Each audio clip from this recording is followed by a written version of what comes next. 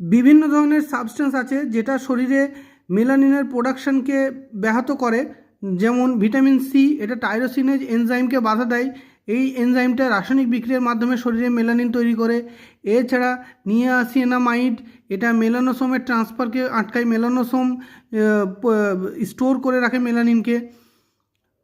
Kojic acid, এটাও টাইরোসিনের অ্যাক্টিভিটিকে block করে, যেটা মেলানোসিন তৈরি করে রাসায়নিক বিক্রিয়ার মাধ্যমে।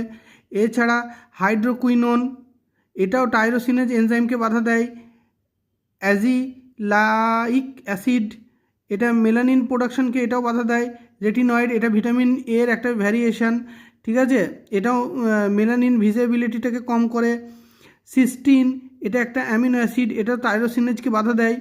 এছাড়া গ্লুটাথিয়ন, এটা অ্যান্টিঅক্সিডেন্ট, এটা মেলানিন প্রোডাকশন বা সিনথেসিসকে আটকায়।